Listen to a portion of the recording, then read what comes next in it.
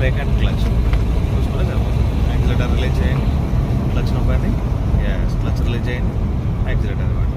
ఈ క్లచ్ అనేది జనరల్గా మనకి ఇంజన్ ఆఫ్ కాకుండా ఉండడానికి, గేర్ షిఫ్టింగ్ చేసుకోవడానికి మాత్రమే. కొద్దిగా లెఫ్ట్ రండి బ్రదర్, రైట్కి వెళ్ళిపోతాం చూడండి. ఎందుకంటే మనమే రోడ్డు మొత్తం ఆక్యుపై చేస్తే ఆపోజిట్ వచ్చినప్పుడు, ఏదైనా వెహికల్ వచ్చినప్పుడు మనం లెఫ్ట్ తీసుకుంటాం ఆటోమేటిక్గా. లెఫ్ట్ తీసుకున్న టైంలో ఎవరైనా లెఫ్ట్లో ఉన్నారనుకోండి ఇబ్బంది అవుతుంది కదా. అదే రూల్ ప్రకారం ఏంటంటే, మన ఇండియన్ రూల్ ప్రకారం డ్రైవింగ్ సీట్ రైట్ సైడ్లో ఉంటుంది కాబట్టి మనకు కొద్దిగా ఓవర్టేక్ చేసే వెహికల్ కూడా మనకు రైట్ సైడ్ నుంచి ఓవర్టేక్ చేస్తారు అన్నట్టు. వెళ్ళండి, ఎక్సలేటర్ కంటిన్యూ చేయండి.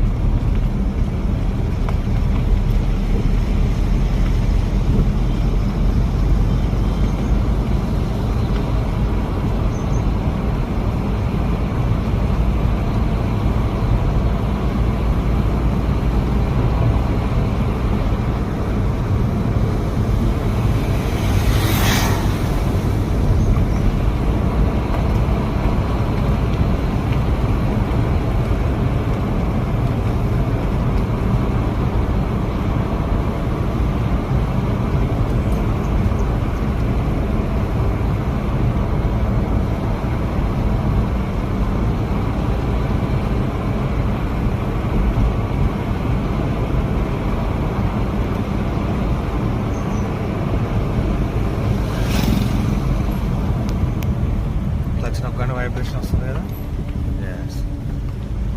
క్లచ్ రిలీజ్ చేయండి స్లోగా. అక్కడ ముందట లెఫ్ట్కి వెళ్ళాలి, లెఫ్ట్ ఇండికేటర్ వేయండి, యాక్సిలేటర్ ఇవ్వండి, కంటిన్యూ ఇవ్వండి స్లోగా. యాక్సిలేటర్ ఇవ్వండి, టర్న్ చేయండి, ఇంకొద్దిగా లెఫ్ట్ టర్న్ చేయండి, టర్న్ చేయండి, రైట్గా టర్న్ చేయండి, ఇంకొద్దిగా టర్న్ చేయండి. లారీ వస్తుంది చూడండి, అక్కడ స్పేస్ ఉందా లేదనేది మనం అబ్జర్వేషన్ చేసుకుని వెళ్ళాలి. కొద్దిగా లెఫ్ట్కి రావాలి మీరు, వెళ్ళిపోతుంది. సైడ్ చేసేసుకోండి, యాక్సిలేటర్ ఇవ్వండి, కంటిన్యూ, యాక్సిలేటర్ ఇవ్వండి, యాక్సిలేటర్ ఇవ్వండి.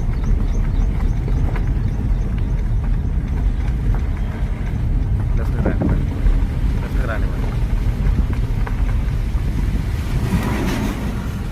వెళ్ళండి, యాక్సిలేటర్ ఇవ్వండి, కంటిన్యూ, లెఫ్ట్ తిప్పండి స్టీరింగ్, రైట్కి వెళ్ళకూడదు. కొద్దిగా టర్నింగ్ తీసుకున్న తర్వాత ముందర సైడ్కి స్టాప్ చేసేసుకోండి. రైట్ తిప్పండి, రైట్ తిప్పండి, కొద్దిగా లెఫ్ట్కి రానివ్వండి, కొద్దిగా రైట్, ముందర లెఫ్ట్కి రాని, కొద్దిగా లెఫ్ట్కి రానివ్వండి. క్లచ్ నొక్కండి ఫుల్గా, రైట్ తిప్పండి స్టీరింగ్, రైట్ స్లోగా చేయాలి కదా. హ్యాండ్ బ్రేక్ వేయండి, బ్యాక్ సైడ్ కూర్చోండి.